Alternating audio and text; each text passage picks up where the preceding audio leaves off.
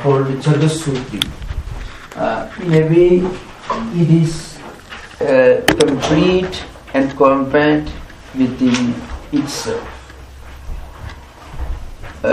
All the important themes discussed in the 555 sutras, 189 adhikaranas, are compressed in this Chatusutri. So, this Chatusutri Bhashyam itself, though it's an introduction, but it is a complete and compact introduction to the whole BrahmaSutra as a text. So we are now going to deal with the fourth sutra, Tat Tu Samanvayat. This is the fourth sutra. Now, the central message of the sutra is that Tu, but Tat, that Samanvayat, that means the purpose, the essence, the central theme of all scriptures is the idea that Brahma Satyam Jagat Mithya Jivo Brahmaniva Navara. Brahman is only reality, and this Brahman constitutes the central theme of all important Vedantic statements. Sarvesham Vedanta Vakyanam Pare Brahmani Eva Tarparyam. This is the statements. Now you may raise this question, what about other Vedantic scholars? So today we went to a temple, Ramanuja's Jayanti, Ramanuja's spiritual heritage is a part of this temple tradition. But Ramanuja also wrote a very famous celebrated commentary on BrahmaSutra. It's called Sri Bhashyam. Madhvacharya also wrote a commentary. And Vallabha, Nimbarka, Baladeva, and there are, the Suddha Dveda, Dveda Dveda, Kevala Dveda of Shankaracharya, Visishta Dveda of Ramanuja, Dveda of Madhva, and then the Shakta tradition. So all of them wrote commentaries on BrahmaSutra.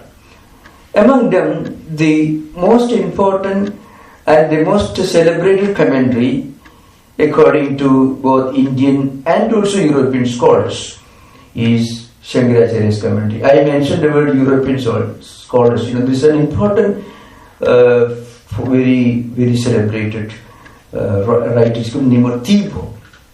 Thibaut's translation is supposed to be the best translation, which is included in the Oriental series, Harvard Oriental series. He was one of the very few rare Western scholars who caught the spirit of BrahmaSutra in the translation. Very few, and he has written a very elaborate introduction at the beginning itself. As I mentioned earlier, Shankara's message is Brahma Satyam Jagat Mithya Jivo Brahmaiva Navara. Now, Ramanuja's system is known as Visishta Advaita. I mean, Chit Ajit Visishta Advaita. It is Advaita, but a conditioned Advaita. So it is called qualified non-dualism, it is called.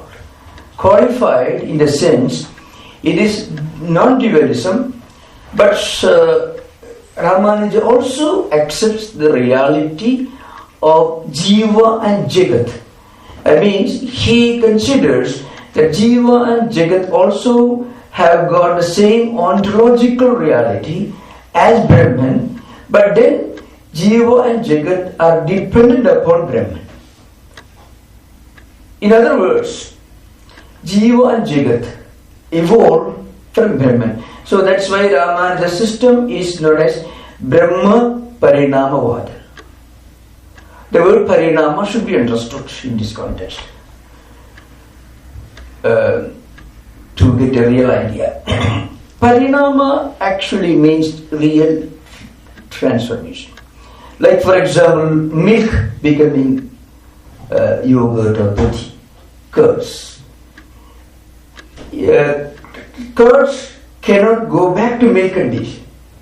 So it has got an independent ontological reality. On the other hand, a pot made from clay cannot have a separate ontological existence. You remove all the clay from a clay pot and there is no more pot left. You remove all the gold from a golden ornament, there is no ornament left. But you cannot remove anything from anything when it is parinama. So parinama literally means real transformation. Then what about other? It is called vivarta. So what Shankaracharya postulates in BrahmaSutra is the doctrine of apparent transformation. Sometimes they have invented a new word which is becoming popular these days called transfiguration. That means is a rope appearing to be a snake, or a clay appearing to be a pot, or gold appearing to be an ornament. You may question, is gold an ornament or saying? You ask a goldsmith. So you go to a goldsmith and give to him, you sell different golden ornaments, a ring or a necklace or any of these things. A goldsmith judges all these on the basis of the quality of gold. He doesn't see the name, the shape and form or anything. For him, gold is what really counts. So, in other words, gold has not really become the ornament. When a goldsmith works on gold, the gold assumes a new form, so it assumes a new shape, so it also assumes a new utility value. In Sanskrit it is called, Nama, Rupa, Vyavahara Buddhi. For example, a clay becoming a jar, a pot, or a cup. A pot maker works with clay, and the clay assumes a form. When it assumes the form of a cup, it is called a cup, and it has the form of a cup, and it has got a utility value of a cup. It is called Vyavahara Buddhi. So, Nama, Rupa, Vyavahara Buddhi. These things are added to clay and it becomes a separate entity. But then, it is really not different from clay. You try to remove all the clay from a pot, a pot made of clay, there is no more pot left. This is called Vivartavada. In contrast to Parinamavada. Vivarta means transformation, but not real transformation. It is called apparent transformation.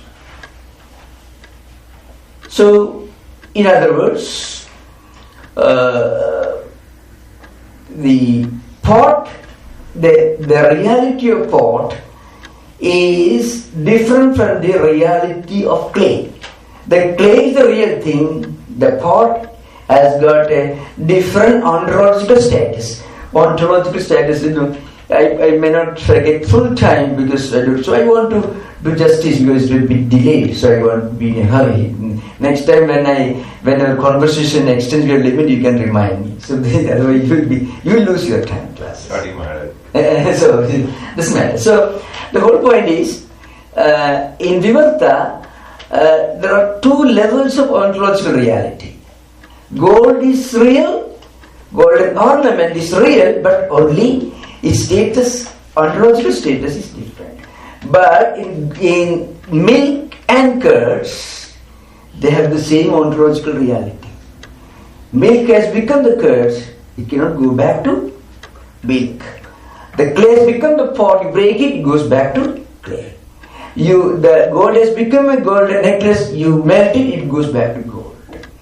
So what is apparent transformation is called Vivartavada, what is real transformation is called Parinamavada. Ramanuja, in his Sri Bhashyam BrahmaSutra, postulates the theory that God does become this universe and God does become all the jivas.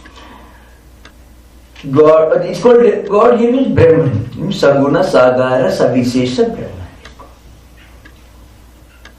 So, and that Brahman, God, is inherent, the inner resident, Antaryami, it is called Antaha Yamayati iti Antaryami. That Brahman is present in everything, but though Brahman is present in Jiva and Jagat, Jiva and Jagat are not the same as Brahman. Brahman is the absolute ultimate reality. Others depend upon Brahman for their ontological existence. In Advaita Vedanta, on the other hand, when you do sadhana, you become a liberated person, and you realize that Aham Brahmasmi, I am the Brahman itself. So somebody may raise this question. See, we are walking, we are driving, we are eating food, we are Brahman. The idea is this. You remove from ourselves, we remove from ourselves the Nama Rupa Vaividya, the variety in terms of Nama and Rupa, then our true nature is Brahman. So, a liberated soul, a Jivan Mukta, lives in this world, does everything, but within his mind there is always a lingering realization, I am not this body, I am not this mind, I am not this intellect, I am the Brahman itself. And any time the Jivan Mukta can bring back this memory to his mind. But in Vishishtadvaita, you never become one with Brahman. Your separation from Brahman is permanent. So that's the difference. Vishishtadvaita. Another important point, remember, in contrast to this, I already mentioned it's called Parinamavada and Vivartavada. Both belong to one central category. It is called Satkaryavada. So that should be explained. It's part of Vedantic hermeneutics and Vedantic epistemology. Both is very important. The idea is the effect pre-exists in cause. It is called Satkaryavada. Just like the big banyan tree pre-exists in the seed. The big mango tree pre-exists in the mango seed. That's why when you put water and manure, the mango tree evolves. So the mango tree pre-exists in an involved state in mango seed. And the mango seed evolves, manifests into a mango tree. So the effect is not a new creation. The effect is only a manifestation, the cause. The cause is the subtle aspect, effect is the gross aspect. When the cause manifests, evolves, it becomes the effect. In contrast to this, there is another important epistemological theory in Vedanta. Vedanta is all over Indian philosophy. So it's called Asatkaryavada, the opposite of Satkaryavada, which means everything is a new creation. In fact, that is what Madhvacharya's philosophy is indirectly linked to. So that's what I'm coming to. Asatkaryavada means every effect is a new creation. According to Asatkaryavada, to make it clear, in terms of practical example, they believe, for example, a cloth has no relation at all with the threads from which that cloth is made.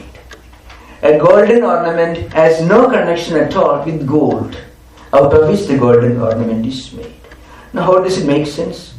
They have got a theory. It is called Arambhavada. Naiyayikas, Vaisheshikas, and many of the other philosophers hold this view. I'm not going to. There are any number of vadas which I'm not going to the details of the subject because some other time maybe later. Arambhavada means every effect is a new creation. Now, to give an example, according to Arambhavada, Naiyayikas and Vaisheshikas, they say, as I mentioned, a cloth has nothing to do with threads. How do you make sense of it? You don't wear threads. you have to convert those threads into the form of a cloth. The name Nama and Rupa, the name and form of a cloth, then only you can use it. So the Vyavahara Buddhi is different, the utility value is different. Name is different, form is different. So when threads take a new form, it becomes a new entity. Because it has got a new name and it has got a new utility value, so it becomes a separate entity. That is the view of RVAP. Now Madhvacharya believes in what is technically called in Madhva Siddhanta, as it is called Pancha Veda Siddhanta. You can think of a triangle. Say a triangle, on the top, let us say there is Ishvara, or Brahman as in Vedanta.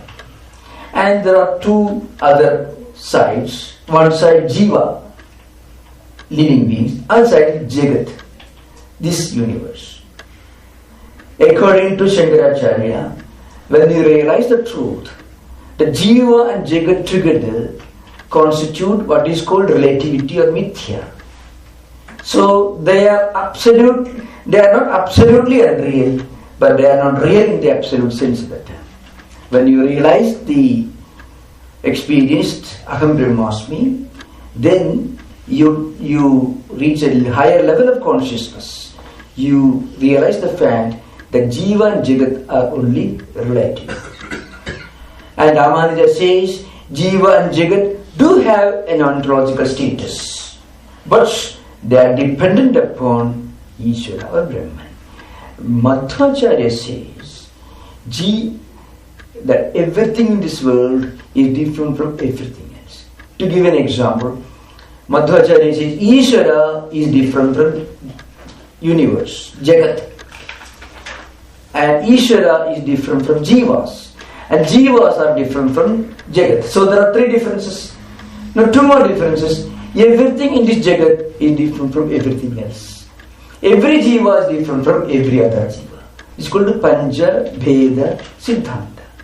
So to apply Madhvacharya's philosophy, let us say, if you make 1,000 ornaments from gold with 1,000 different forms and names, Madhvacharya will tell you, Madhva tradition, Madhvacharya, then the greatest of Madhva dialecticians who wrote Nyayamagam is called Vyasa Tirtha, and Madhusudana wrote Advaita Siddhi to refute the views expressed by Vyasa Tirtha in Nyayamagam. It's a dialectical, but we are not concerned with that.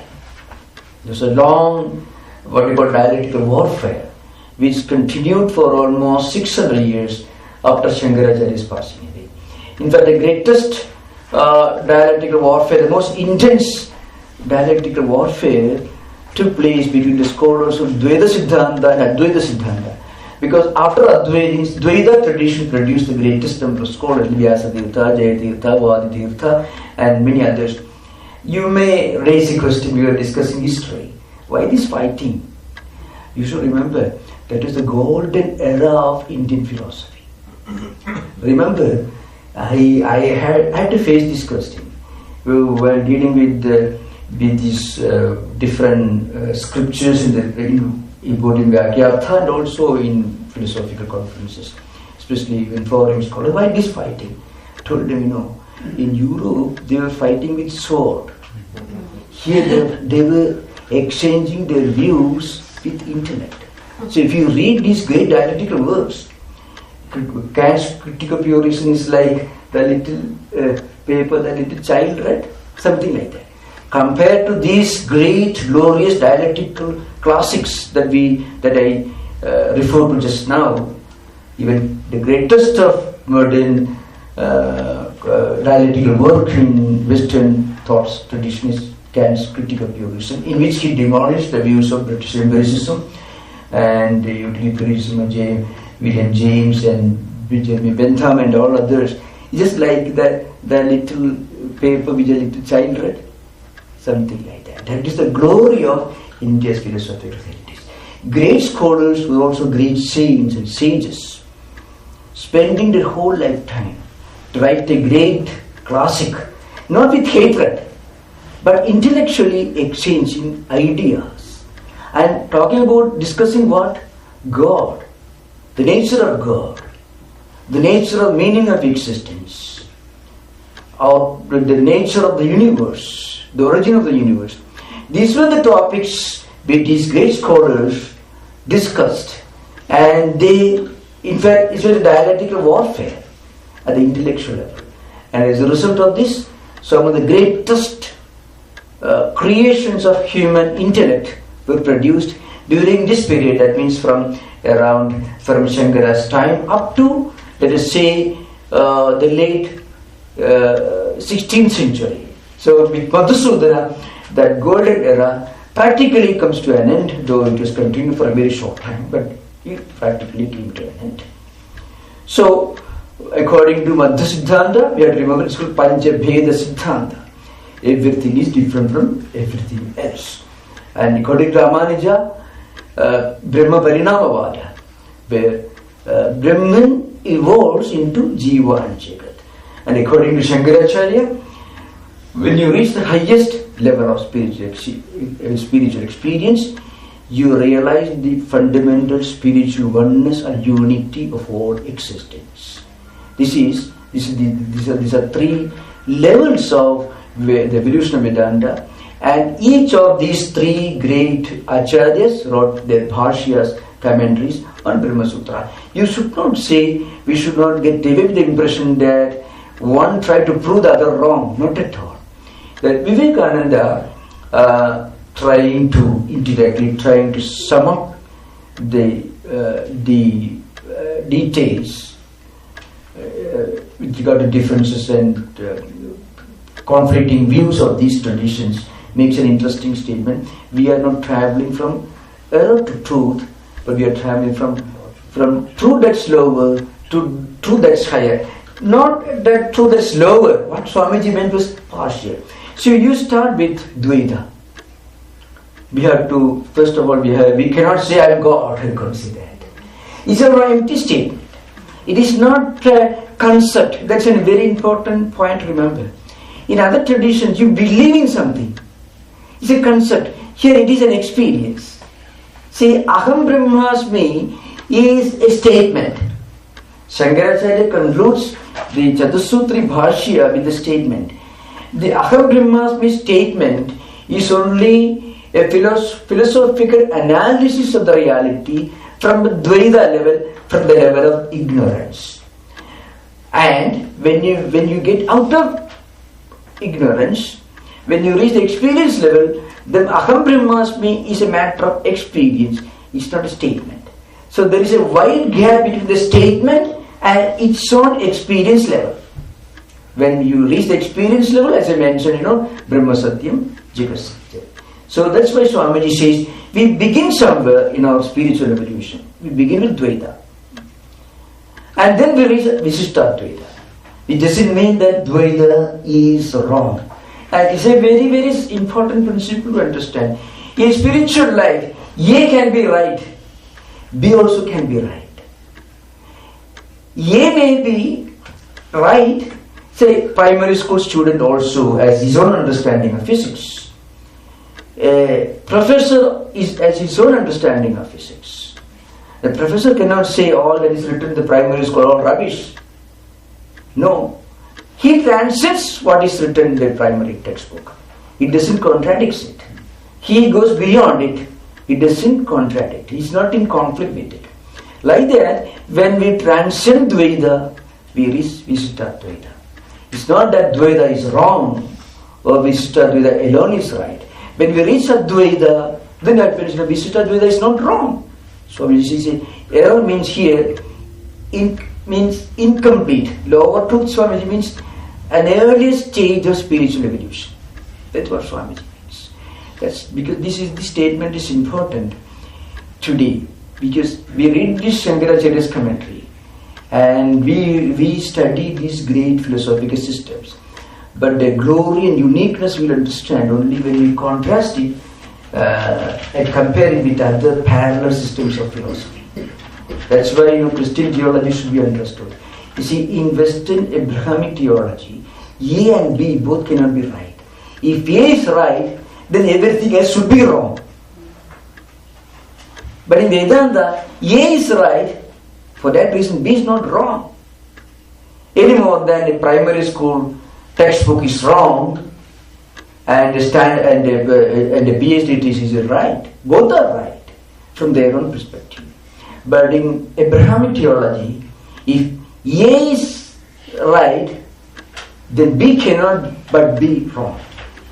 Both cannot be right. That should be understood. After understanding this, we will come to this sutra. So here in Adhikarana, there is a what is the discussion here? The subject of discussion is: do Vedantic statements talk about different rituals? What about the statements in Vedantic textbooks regarding scripts, regarding injunctions on karmakanda, rituals and ceremonies?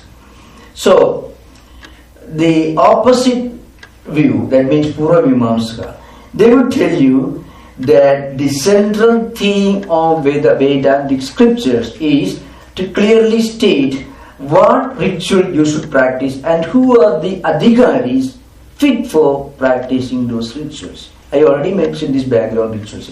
So Vedanta Katrudevadai Para Brahmapada Anushthanopayogitva Katradi Pratipadagaka. I'm just reading from the Adhikarana mantra. I won't go through the whole text because there is not enough time. You can think of it even.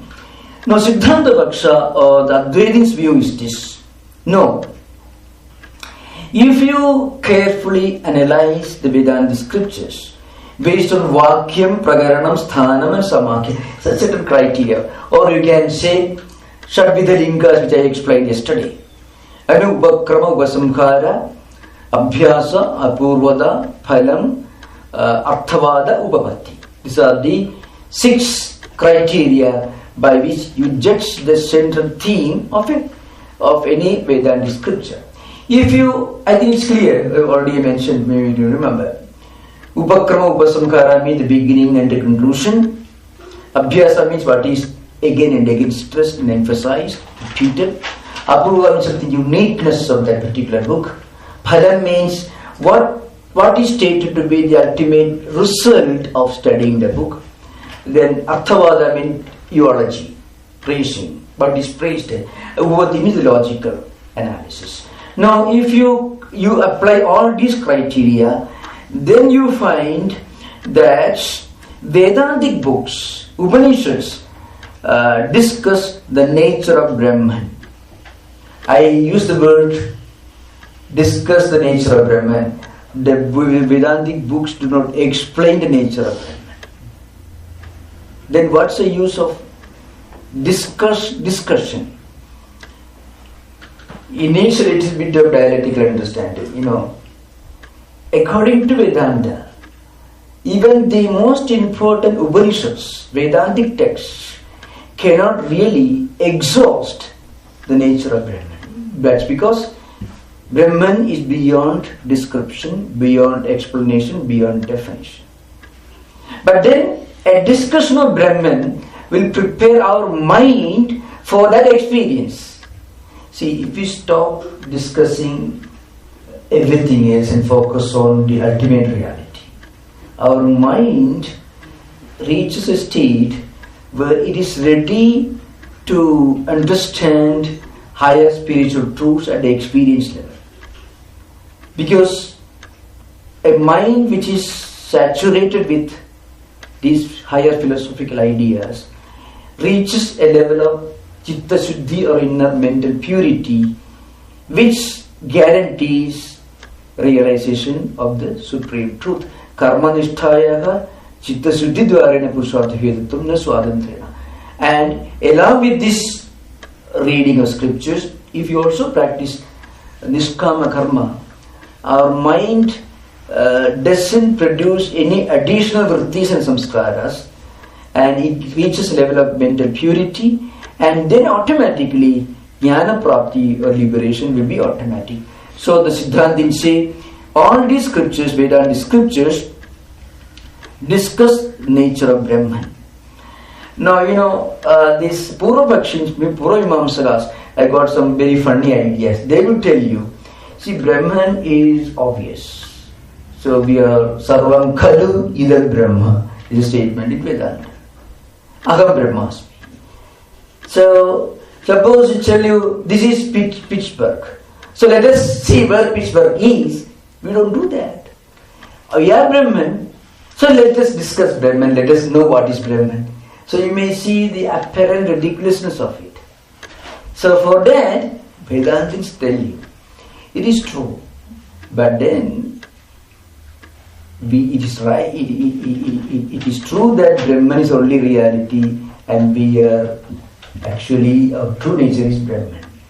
But right now, it is only a concept for us. It is only an idea. It is only a doctrine. It's not enough to believe in it. It should become an experience. That's called, Brihadaranyaka Upanishads, Yet Sakshat Aparokshat Brahma. Brahman is not Pratyaksha. It means, see, this paper is Pratyaksha for me. I am seeing this paper with my mind and eyes. So it is Pratyaksha. Paroksha means something which is remote, like Siberia, or Alaska, or North Pole, South Pole. It is Paroksha, the opposite of Pratyaksha. Brahman is neither Paroksha because I can't see Brahman like this. It is not a Paroksha, remote, because Brahman is our own true nature. Brahman is the nearest. We are Brahman. So it cannot be Paroksha, a remote.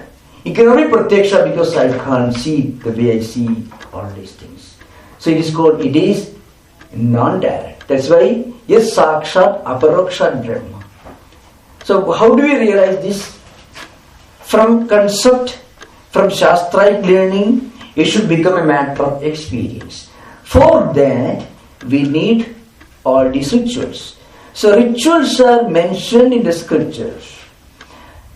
Because when you perform these rituals, let us say in modern times, let us say, there are no Vedic rituals to be seen anywhere.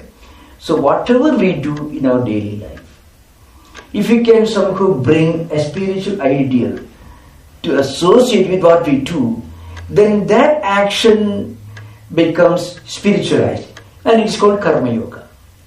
So whatever we do today, in today's conditions, can replace the status of rituals, Vedic rituals which don't exist today. So whatever we do, karma, can become Karma Yoga when you link whatever we do with the yoga ideal or a spiritual ideal. Then what happens, the mind doesn't produce any additional vrittis, samskaras or impressions. You may go on doing work. How do we explain the mystery of a man like Vivekananda? He started his mission to spread Vedanta in 1893, and he passed away in 1902. What amount of work he did. So yesterday we were discussing Shankaracharya. 4 times traveling all over Indian subcontinent, all these, and for starting 10 monastic orders, writing the greatest philosophical thesis, and renovating temples. Even today we do puja, the puja mantras, puja paddhati is also creation of Shankaracharya. He wrote a stotra, among the innumerable stotras, he wrote Chadur Shashti Upajara Puja Stotra, which is a list of 64 upacharas. We do puja, Shodashopajara, Panchopajara, Dishopajara, 64 upacharas. There are total 108 upacharas, which is then only for Pradishtha Karma and all. Anyway, I'm not going to those details. All that he wrote in his short way. Swamiji, 93 to 1902. Swami, only 39 years. And Sri Ramakrishna, less than 50 years. Today people say Sri Ramakrishna, the old man. Actually, he will be younger than many of the young IT professionals who will find here. People say Sri Ramakrishna, the old man. He's not an old man. He was less than 50 years actually. He's a very young age in modern times. Now, how could they do so much within a short time? Swami Tattwamayananda came to San Francisco in 1903 January. In 1905, August 21, he laid the foundation of the first Hindu temple in Western world outside Asia. And it was completed in less than 5 months. The dedication ceremony was on January 7th. I'm driving home an idea. So we took almost 3 years for renovation actually. Swami Tattwamayananda took less than 5 months because there were no rules and regulations. More easy to do. Number of papers. So the whole point is, how could they do so much physical work? Just come down to the amount of sheer physical energy they displayed because they practiced karma yoga. So whatever we do, we can bring in the spiritual element, and immediately we will be doing work with a smile, with total relaxation. Shankaracharya says, when you do this karma yoga, then mind becomes pure. Karmanishthayaha chitta suddhidvarena purusartha hedutvam na swatantrena. Karmanishtha, karma yoga cannot directly take you to the highest moksha prapti. But then indirectly it can prepare the mind by reaching the highest level of mental purity called chitta suddhi. And then you know what happens? When your mind is pure, in the right field for the descent of jnana prapti or liberation. So for that these rituals are mentioned in the scriptures. Mimamsaka say rituals are mentioned because you should perform them. And then after performing them, you will enjoy the results in heaven. Shankaracharya says, we don't dismiss rituals. You should perform rituals, nothing wrong in it. But perform these rituals as karma yoga, not as karma yoga. So that's why Shankaracharya says that the rituals are important, but then rituals do not have separate entity other than as a means for becoming fit for the highest spiritual experience by reaching what is called chitta suddhi.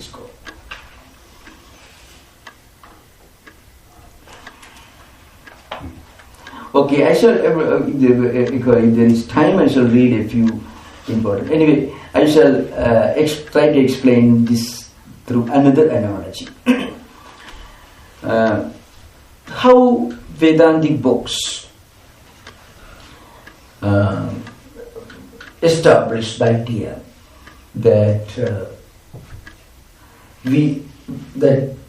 our true nature is that we are Brahman. So I just want to take you out of the context of BrahmaSutra and take another interesting portion in the Brihadaranyaka Upanishad, which Shankaracharya, which is one of the greatest books that Shankaracharya wrote a commentary on. So there is one very interesting discussion on the true nature of reality. Well, Atman is described as Jyoti. It's called Jyoti Brahmana. So in the Brihadaranyaka Upanishad. So the great teacher in this dialogue is Yajnavalkya. Yajnavalkya was a philosopher, a saint. He visited Janaka's court. Janaka was a Rajarshi. So Rajarshi means a philosopher. He is a rishi so far as his mind was concerned. He was a king so far as his activism, his efficiency, practicality was concerned. So when Yajnavalkya reached Janaka's court, Janaka asked one question. How do we live in this world? A very simple question. The dialogue at the beginning is a bit too simple that we may imagine it's all ordinary empirical things. Kim Jyotirayam Purushaiti. He asked Yajnavalkya, how do we normally do our work, go about doing our things? So Yajnavalkya gives a simple example. During daytime, okay, sunlight. It is sunlight that enables us. Sunlight is the light element that helps us to do our work. So the word used is Jyoti. Remember, the word light is connected to the word existence. When you throw light on something, what it means is you come to know of its existence. You reveal its existence when you throw a flashlight on an object. So, what is the light that enables us to do things in the day during daytime? Simple answer. That is Surya Jyoti. Then he continues. Let's suppose after the sunset at night, what helps us to see things, to move out? Your Chandra Jyoti. The answer. Well, suppose there is no sunlight, no moonlight, then what do? You start a fire, a candle. Let us say Agni Jyoti. And suppose there is no sunlight, no moonlight, you are in a dark room, you can't see anything. How do we come to know of the existence of different things? Say a vehicle is moving in the street, let's say a car is moving. Dark, pitch dark. There is no sunlight, no moonlight. How do we do, of course, the sound? So the sunlight is light by which we come to know things, by whose help we are able to move out. Or moonlight, it's very obvious. Or let us say a candle, Agni Jyoti, okay. And in the absence of all these, the sound becomes light. So what does light mean? Light is something that reveals things to you and it reveals itself. What's the difference between a light and this table? This table is revealed by light, and when you switch on a flashlight, I can see the light, and the light also reveals this table. But in the absence of that light, this table may be revealed by another light, but it cannot reveal other things. So the light is not only the revealed, it is also the revealer. But suppose, let us say, you can't see anything, pitch dark, and you can't hear, you can't hear anything. Thank God such a situation never occurred to any of us. But the point is, suppose we don't see anything and we can't hear anything, still something is going on in our mind. We may remember things from earlier memories. So dreams and memories, are recollections of previous events which have taken place in the early part of our life. So when you're sitting in a dark room which you can't see anything, still in your mind you can see yourself walking under broad sun. You can see yourself walking around. Well, memory projects events from previous experiences, and you see things with eyes closed. You hear things without the assistance of ears. Mentally, we relive our previous experiences. So, Vak Jyoti. Vak is Jyoti, is the sound. And then, even when this is absent, you know what happens? Atma Jyoti. So, the Atman, it is already inherent in all of us. All other lights like words, fire, that is Vak Jyoti, Agni Jyoti, Chandra Jyoti, Surya Jyoti, Aditya Jyoti. All other lights borrow their ability to reveal things, which is a function of light, from this Atman Jyoti. When this Atman Jyoti is absent, all other Jyotis become totally useless, totally irrelevant. All other Jyotis, revealers like light or speech or whatever it is, fire, candle, anything, they borrow their revealership, their ability to function, their ability to reveal things from this Atman. So, Yajnavalkya concludes that within our own inner mind there is this Atman which accumulates memories, which relieves experiences, which is the essence of our reality. So Atman is portrayed as Jyotisham Jyoti in this Brihadaranyaka Upanishad. So the ultimate reality, supreme reality is portrayed as Atman. And this Atman is a drashta, is the revealer, it is the experiencer, it is the seer, it is the eternal subject, it is the eternal witness. It never changes. Objects, things which are seen, which are experienced, which are revealed, they keep changing. But the revealer, the subject, the witness, the drashta, the seer remains unchanging. So, in another commentary in the Mandukya Upanishad, Mandukya Karika, this fact is explained in the light of our triple states of consciousness. In waking state it's called Jagrata Avastha, dream state is called Swapna Avastha, and deep sleep state it is called Sushupti Avastha. There is one reality which is present in all the three states, but is separate from all the three states. We function as a subject, as a witness, without being involved, a non-participating witness. So we have time up to 7 o'clock. After finishing this, we have open session. You can ask questions, including the question this listening. He's on the hand up. Okay.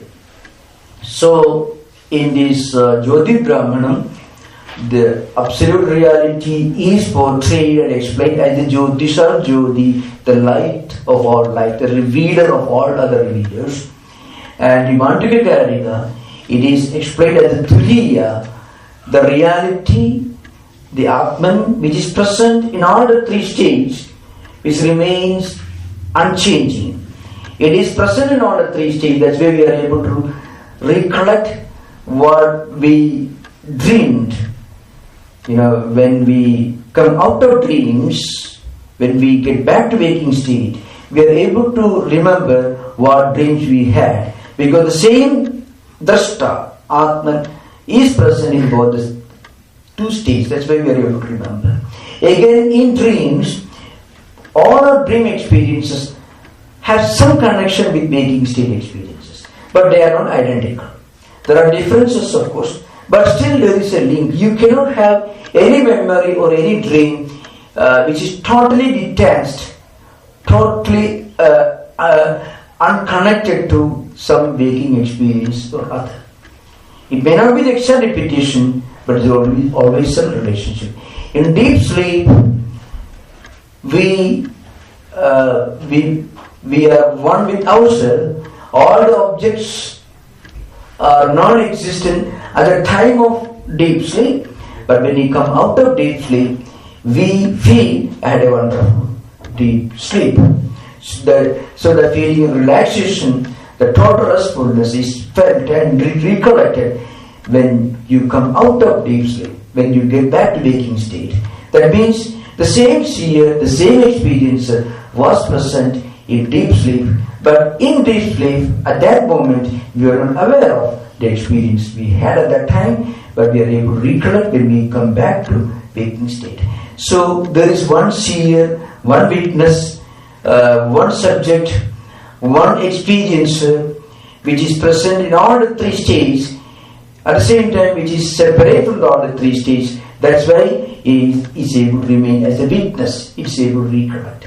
So there are different approaches in Vedanta by which Shankaracharya, the commentator, in his commentaries on the Prasthanatraya and the Brihadaranyaka and mostly Chandogya and Brihadaranyaka and Mandukya, and of course Gita and BrahmaSutra. In BrahmaSutras he refers to all these famous dialogues and statements from the Upanishads and logically connects and establishes the reality that Brahman is the only reality, Brahma Satyam, Jagat Mithya, Jiva Brahma.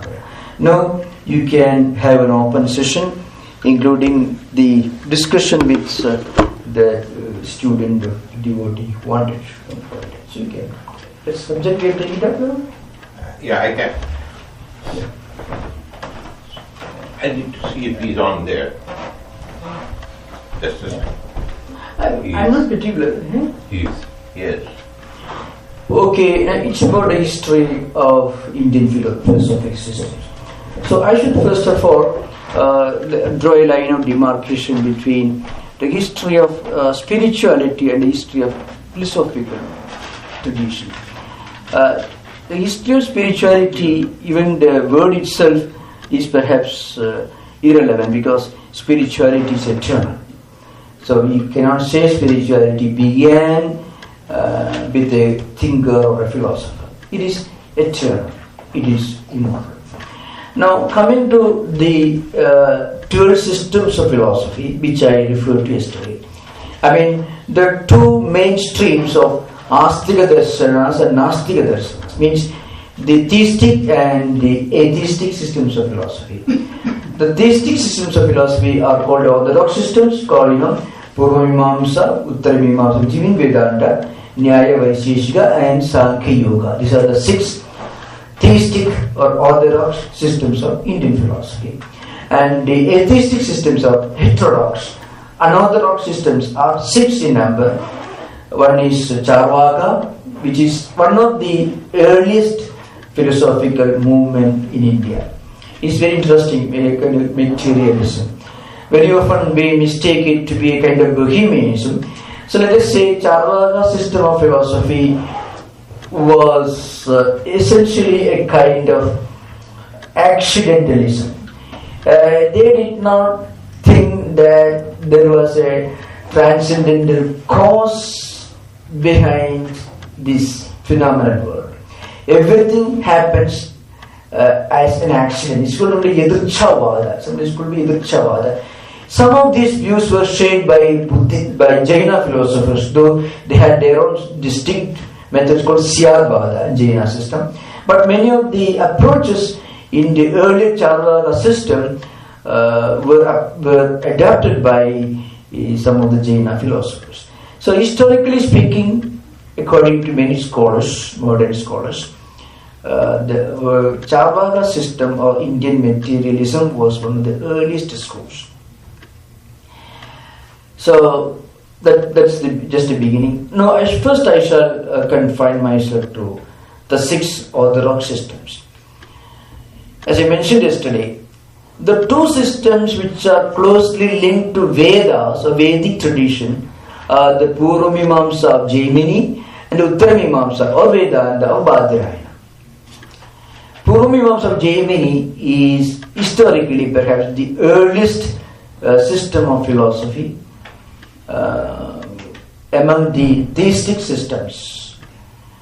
That's because the Samkhya portion of Vedas, which contains all the hymns and stutis, which are chanted at the time of performing Vedic rituals, yajnas, yagas, we call Saptahavir yajna.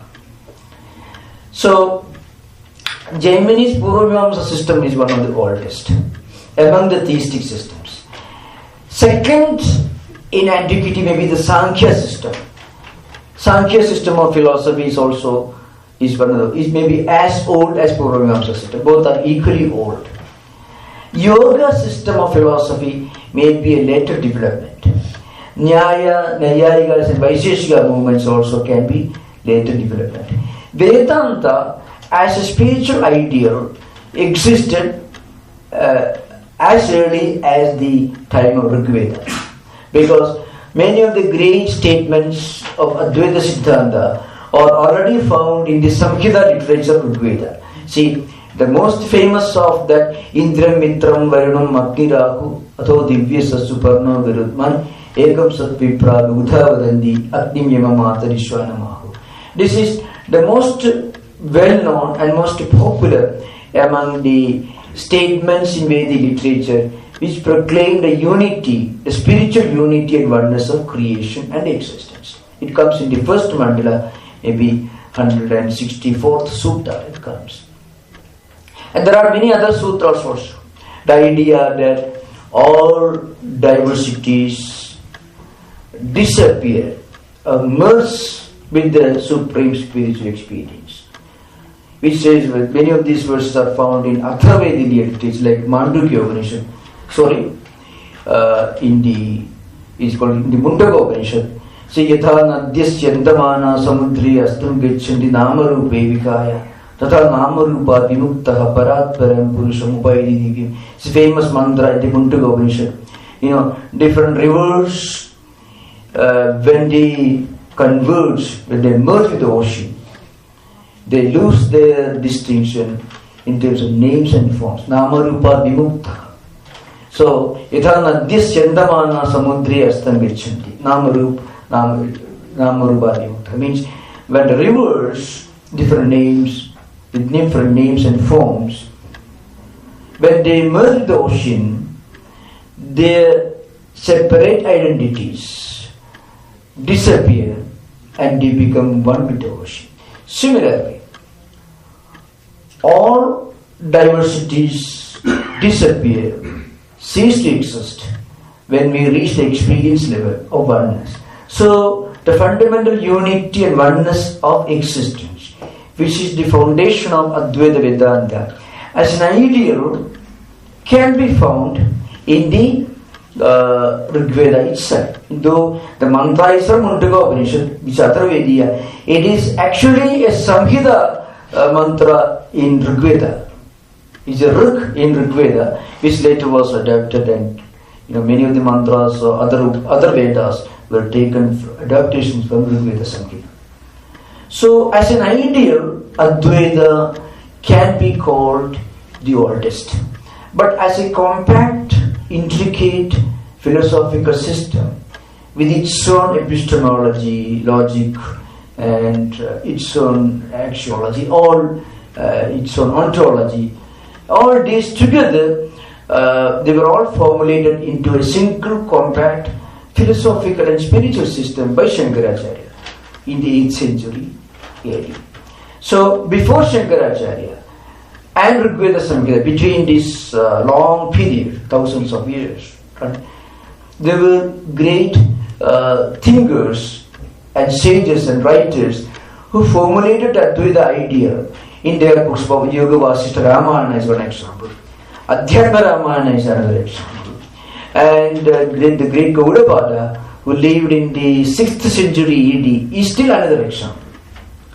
Those of you who have read Adhyatma Ramayana, you find a statement is in Sita teaches Hanuman, Rama Vidhi Parabrahma Sachidanandam Advayam Sarvopati Vinirmuktam Sattamatam Agocharam. So, Rama of Adhyatma Ramayana is Brahman itself. Is like the Brahman of the Upanishads. So, all these ideas which are part of Advaita heritage can be found in many scriptures which were written before Shankaracharya. But all these views were formulated into a compact, intricate, a complete philosophical system by Shankaracharya, who wrote his famous commentaries on 10 Upanishads, which is the foundation of Advaita Siddhanta, and who wrote a commentary of the Gita according to the light of Advaita, and also the BrahmaSutra Badarayana Sutras, in which he tried to establish the fact that all the important statements in the Vedanta literature have got only one purpose: to establish the view Brahma Satyam Jagat Mithya Jivo Brahmaiva Navara, which is again specially emphasized in this 4th sutra of Chatusutri. It's called Chatusutri. This is all about the theistic systems of philosophy.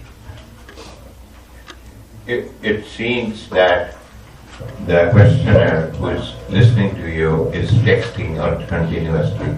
He's also asking about the historical time frame. For example, the Big Veda.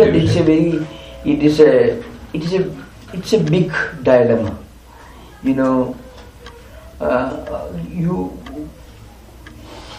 You historically, most of the dates we have today were suggested by Western scholars, who always try to put these dates far closer to our times. Yes, yes. To make them look less antique, less ancient. So I normally do not subscribe to those views because I may be doing an act of treason to our heritage by putting them all close to our own times. So, for example, they put Badarayana's period, BrahmaSutra, Badarayana Vasa, Vyasa, they lead in the 5th or 6th century BC, which is very difficult to say because BrahmaSutra is mentioned in the Gita. BrahmaSutra Padaischaiva Hedu Madhur Vinischitaihi. BrahmaSutra is mentioned in the Gita. So how can we say BrahmaSutras were written in 5th or 6th century BC? And Gita is obviously much older, even according to historians. There are many contradictions in just repeating the views of Western Oriental scholars.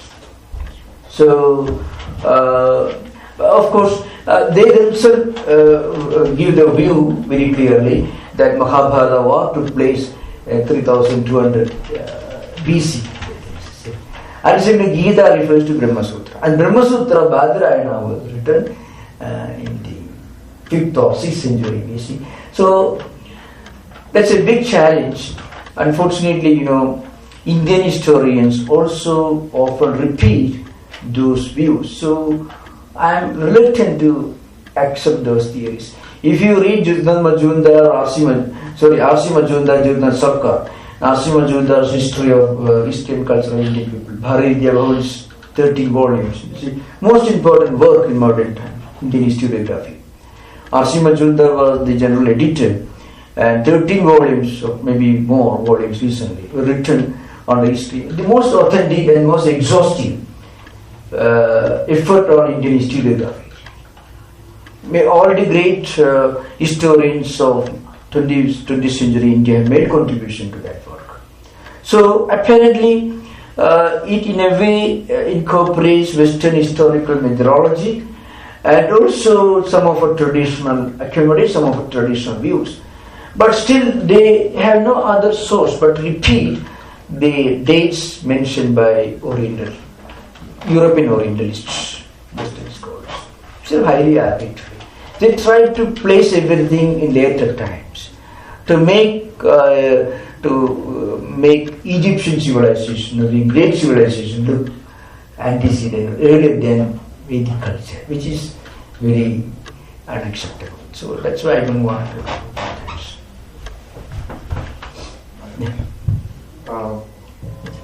Natural tendency of the mind is to consider the world as real, and which means you are seeing the snake than the rope. So, how is it possible to do Nishkama karma with such an attitude? How do we approach it? No, to be able to be able to practice Nishkama karma, you need not worry about the world's appearance or anything. You can, in fact, Shankaracharya himself makes a statement in the Bhashya. You can look upon the world as if it is real, and do your work as if it is real, and do everything so long as you are a seeker, you are a sadhaka. There is nothing wrong in it. So, to be able to practice Nishkama karma, you need not you need not have to experience BrahmaSatya Jagat. Not at all. In fact, it is a means to reach that stage. Look upon the world as real, and look upon your service to the world as real, your work as real, and then try to do it without an obsessive attachment. And slowly you find when we reduce our attachment, when we reduce our desire, selfish desire, mind actually evolves, and mind develops a fineness to appreciate and practice higher values. So we need not reach the experience of BrahmaSatya Jagat Mithya. We need not experience the illusoriness of the world to be able to practice Niskama Karma. Actually, Niskama Karma can be practiced by anybody. Even if you are a very efficient, enthusiastic executive, work driven by ambition and selfish motivation, still you can convert that state, that position into a Niskama Karma.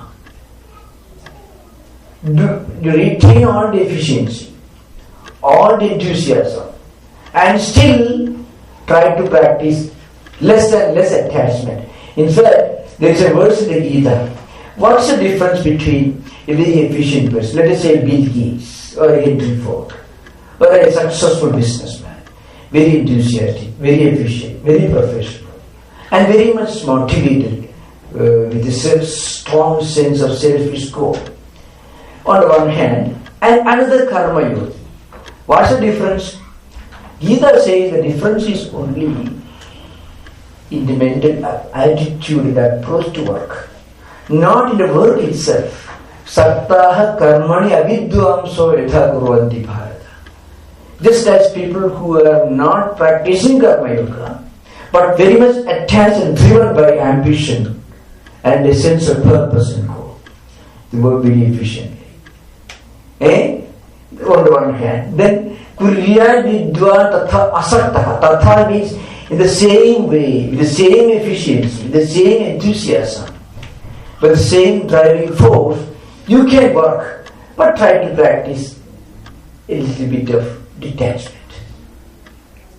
So that's a very important thing. Actually, in actual practical life, detachment conserves a lot of your energy. Less anxiety means more mental energy that can be utilized for real work. When you are driven by anxiety, it takes the focus away from the work we are doing. And it also reduces the quality of the work. So it should never mean indifference or negligence. So this is a very big question everyone asks. Without a sense of purpose, how can we work? There's a technique that Sri Krishna recommends in the Gita. In fact, all the great karma yogis were super efficient. You think of the efficiency that these great spiritual teachers, whose names I mentioned and explained how they did work. We are still reading Gita, these Vedanta societies were formed by a man who worked only for 9 years. Just imagine that. The amount of work. See, the amount of, the quality of work should be judged by not only the visible results, but also its impact, historically speaking. Today we are reading Gita because a 16-year-old boy wrote a commentary 213 years back.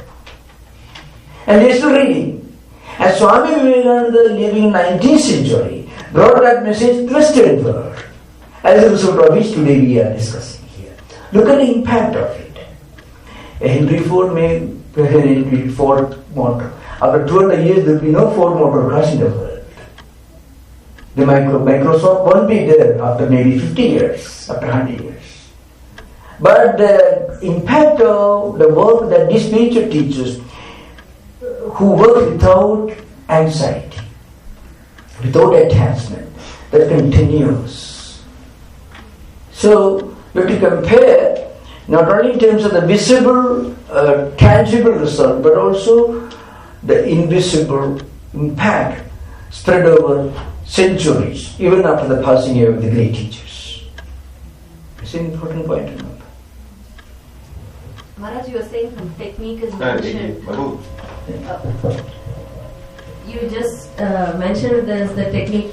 Can you say that again? Because I think we digressed a bit. Oh, you mean that's the verse?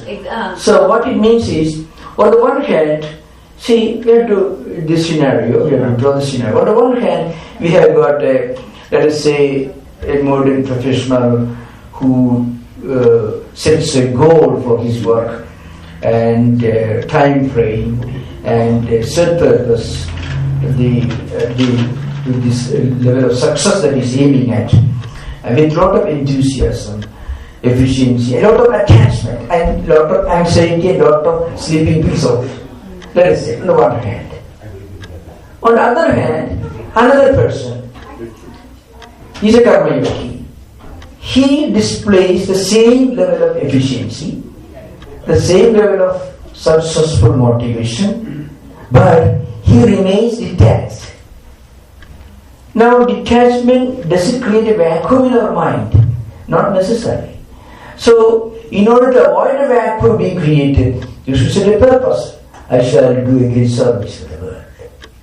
That's how these great spiritual teachers work. So, total lack of a purpose could create a vacuum, and it could perhaps cause some degree of negligence, indifference, or even a reduction of enthusiasm. So that's why the Gita says, Loka Sangraha, the word is used. Good for the world. It's not easy. So the Gita refers to the great sages, Rajarshis of the past, who combined in their action, in their life, the enthusiasm of a modern successful businessman, and of course the saintliness of a sage.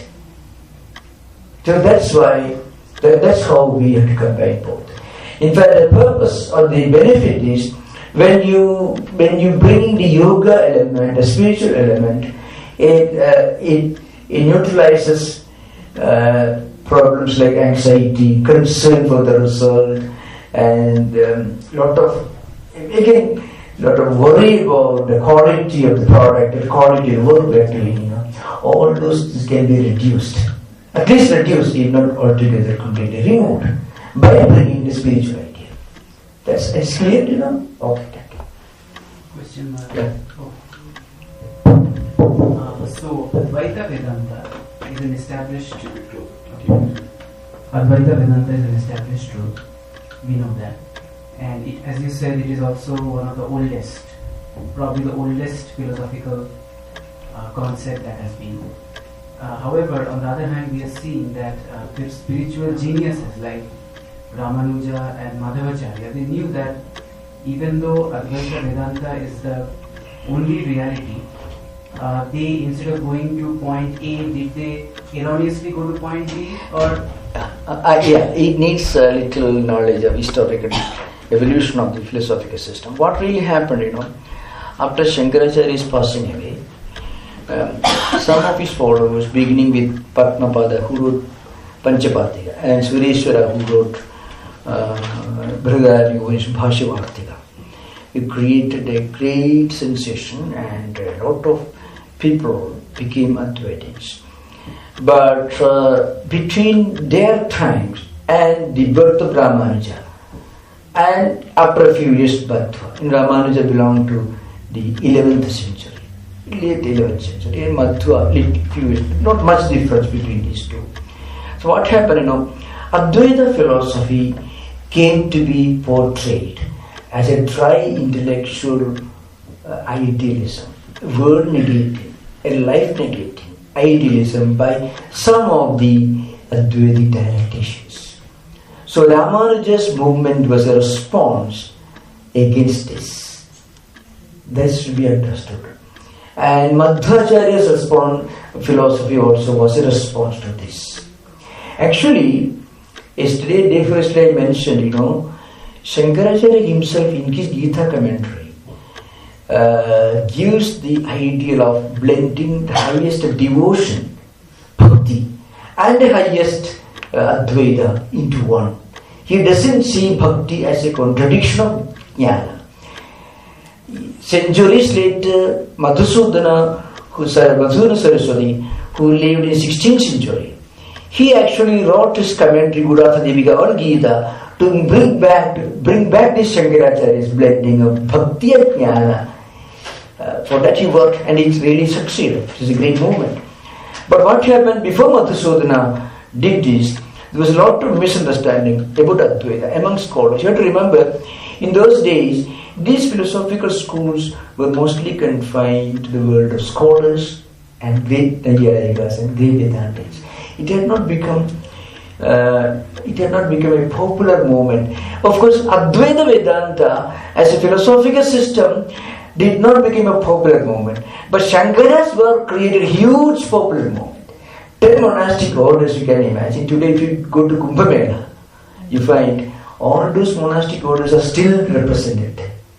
Kumbh Mela was, according to many historians, Jadna Sarkar has written a famous book on history of the Dasanami Sannyasis. This is one of the only exhaustive work on this subject. History of Dasanami Sannyasis. These 10 monastic orders.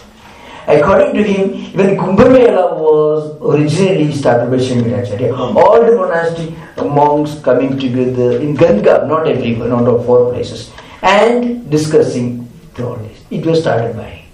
So, the whole point is, and again, temples. So many temples all over India were sanctioned by Shankaracharya.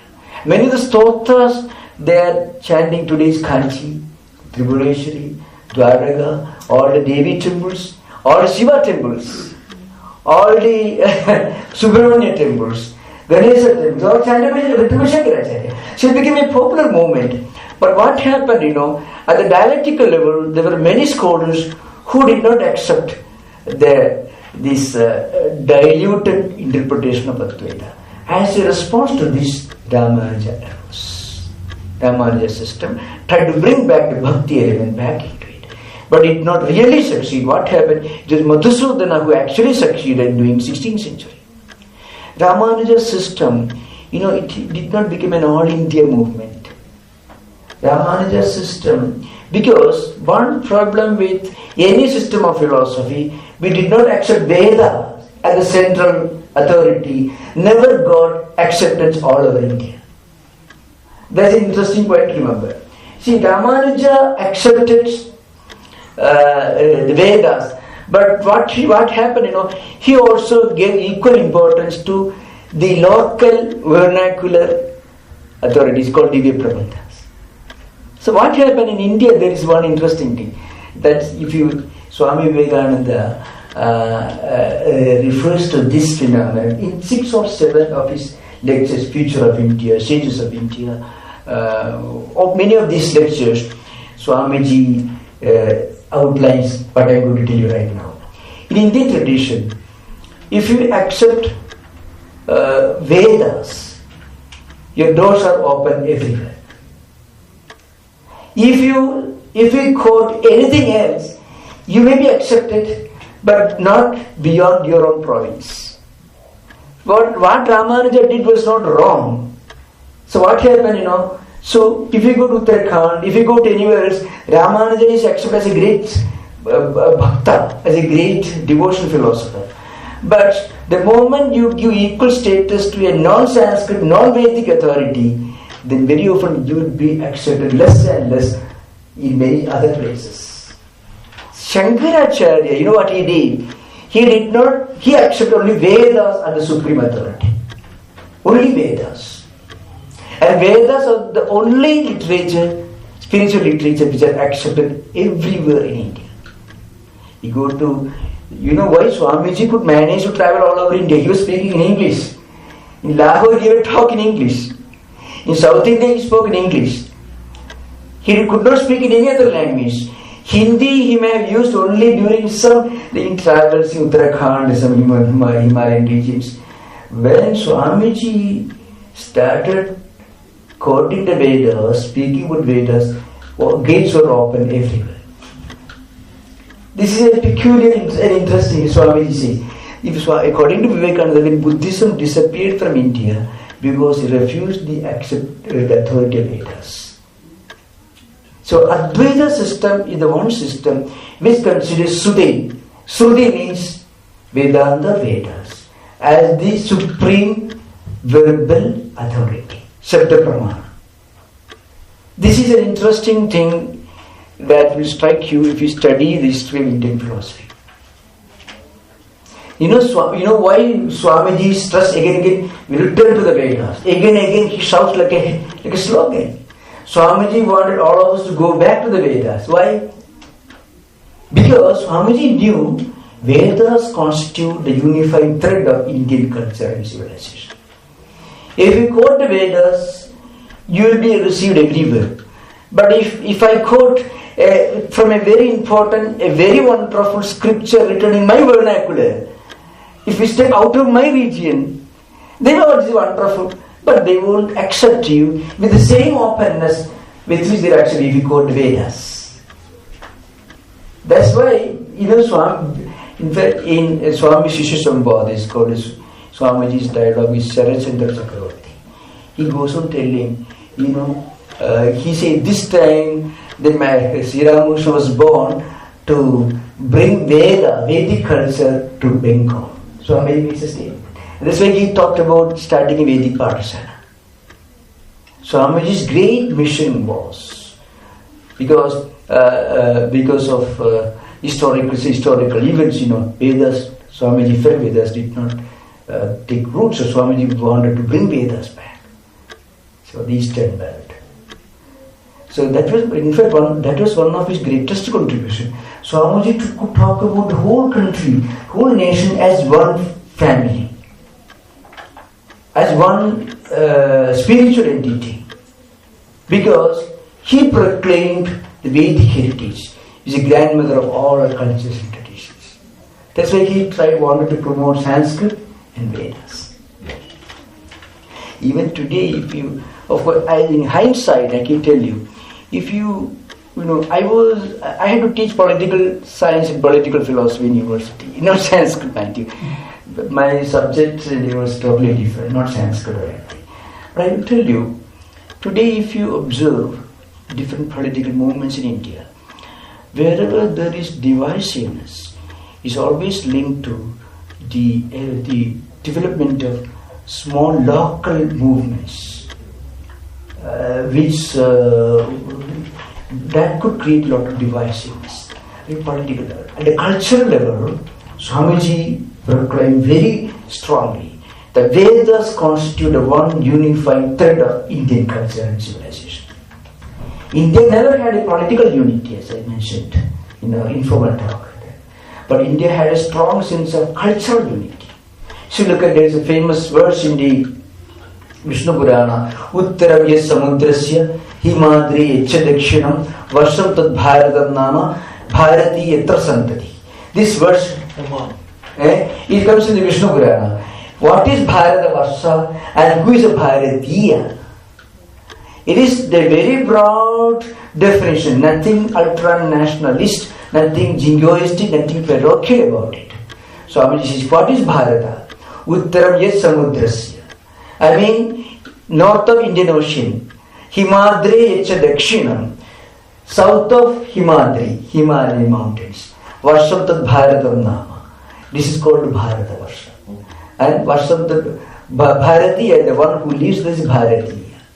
No, it is not a political definition. It's a cultural definition. It even goes beyond the geographical definition of India. This existed in India from time immemorial, but not as a political unit. There are many such verses, In fact, Kalidasa's, I think, yes, Raghuvamsha. There's a famous Purva Puru Toy Nidhivaga Siddha Prithivya Iva Manadanda. So a statement geographical. So you find many such statements in Kalidasa's Abhigyana Shakuntala. See, Bharata was a king, India got a name from him, Dushyanta's son. So Sanskrit in a secondary sense, but Vedas in a very primary sense, was always the basis of cultural unity of India. You go anywhere, if you got the Vedas, any well-educated person who is familiar will accept you. But if I quote a verse equally great, equally profound from a vernacular, they respect you, but with a degree of suspense. Vedas open the floodgates for everyone. So Ramanujacharya gave importance to Divya Prabandha. Divya Prabandha and also this Vedas also. But because he gave importance to Divya Prabandha, you know what happened? His acceptance was reduced. I can tell you one interesting thing. It's a very funny thing, but it shows you a flashlight in Indian psyche. In Kerala, where I'm coming from, there was a court, Zanurian's court, today's Calicut. He had 19 poets in his court. All these 19 poets were Sanskrit poets. One of them wrote a poem at that time Malayalam was slowly evolving. So he got the status half poet, Ardhakavi.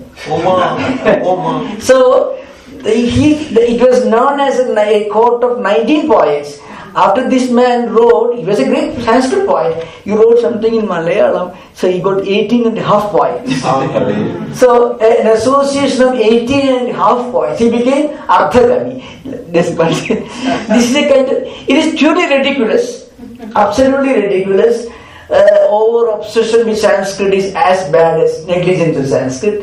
True, but I'll give an example of how, to what ridiculous length our sense of pride and obsession with Sanskrit can go. It had a negative connotation, as I mentioned. He was a Sanskrit poet, as great as the other 18 ones. But he also wrote some not so well known. So for that, he gave half poet. It means Ardhakavi. So there is a funny story, but no, what I mean to say, these events show, it clearly reflect the mindset of people living in those days, whether good or bad. So Sanskrit somehow became a matter of pride, a matter of unity, matter of prestige, somehow. And in a country like India, which is had a long history of political anarchy, it was Sanskrit and maybe Vedas in a higher sense that somehow preserved a sense of cultural unity. Otherwise, they are so diverse, much more diverse I mentioned in like Europe actually. Okay. Please, okay. About the time frame, how old was Vishnu Purana then? Yes, really, Vishnu Purana is not as old as Vedas. But it is maybe around at least at 900 BC or something could be. Yeah. The reason is because the word Bharat was used, which is very interesting because in Kalidasa's time, when you are mentioning this, Bharata is there, no? Yeah, Bharata is there, but the country is not called because even in his Megadut, he talks about different regions, or even in Raghuvamsha, Astuttar, Vishudevata, and all of this. But the word being used in 1900 BC is very funny. I mean, funny. 9th century BC. This is one. Again, the historicity or the exact time frame of Puranas, it is highly debated, so we cannot say without any degree of certainty. Please come on. Swamiji, to understand Brahman or to read Vedanta, we use words, written words, or Shruti, and we use our mind. Yeah. And then we come across it that Upanishad, Yato Vacho Nivartante Aprapya Manasasa. Yeah, I shall explain this. Yeah, kindly comment on Yeah. The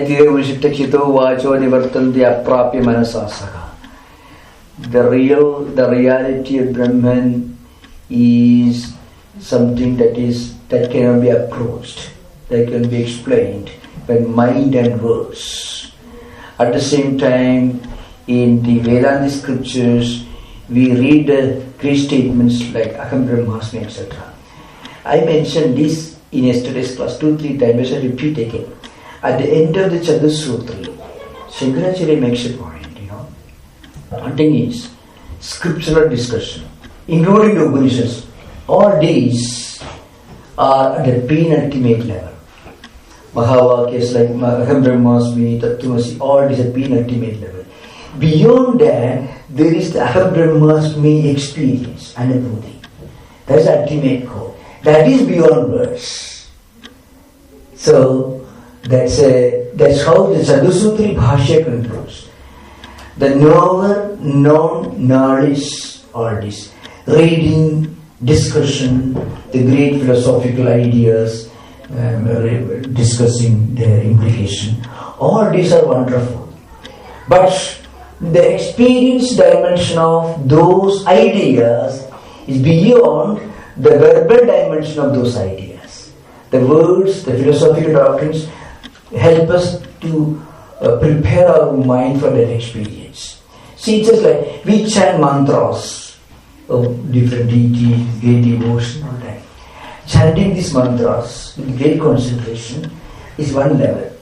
But the anubhuti of that mantra is beyond that. That anubhuti is far beyond, it transcends the mantra dimension. Aham Brahmasmi is a mantra, the penultimate stage. Beyond that is Aham Brahmasmi anubhuti. Far beyond. Sri Ramakrishna makes it in a very simple. What Sri Ramakrishna says is this: the highest level you have got the samadhi, where you identify yourself with that idea. There are no words. Antaya Bahuvadinam Anantaya Muham. You find in the Yajurveda, Rigveda, all you find Bandruk. The language of the infinite experience is silence. The language of everything is verbosity. But words are necessary, because Shastras, all these books help us to prepare our mind so that we can listen, we can meditate on the meaning of these mantras, meaning of the statements. And this meditation prepares our mind to reach the experience level of the same mantras. Siddhartha says at the highest level, when you are identified the experience, total silence. You come down several steps, then you have got Omkara, which itself is very subtle. Omkara is the essence of Gayatri mantra. You still climb down several steps, then you have got Gayatri, which again, Gayatri is the sum and substance of the entire Vedic literature. Again you come down to different, very low, several steps below, then you reach Vedas. So, from the statement to the experience level of the same statement is a long distance. So when we meditate on the meaning of the mantra, and so called Tattwamayananda, Vidyasana, etc., when we reach the experience level of the same mantra, we transcend the mantras itself. Mantras the words, mantra the experience. So every mantra has got 4 dimensions, where that is Para, Pasyanti, Madhyama, Vaikhari. At the grossest level we listen, it is audible. Madhyama is still subtle. You don't listen, you don't loudly proclaim it. You silently do it with deep intensity. Pasyanti is still higher. And when you reach the para level, what happens? You become one with the experience. So, that's why Sri Ramakrishna puts in simple language, when you are the highest samadhi level, you don't speak anything. Sri Ramakrishna has got many funny ways of putting, See, you are, of course, you are having a feast. When you get rasagula, when you get mishti doi, when you get payas, then you don't discuss philosophy and politics. Then you are busy with enjoying the rasagula, whatever it is. Before that, when you get some other things like bitter melon or other things you may discuss because you want to value. But when you get this, you keep quiet. Nothing. Sri Ramakrishna says very humorous way, So there's a beauty and charm and sharpness about the simple illustrations, but you won't forget it, The message is direct. But people want some jargon, philosophy, something substantial, unfortunately. That's okay. Yes. So I think we have, yes. What's the time now? 7:20. So we'll conclude. So thank you for the wonderful session, and I should thank you all the more for the questions. Thank you. Om Shanti Shanti Shanti Hari Om Tat Sat. Sri Ramakrishna Pranamastu.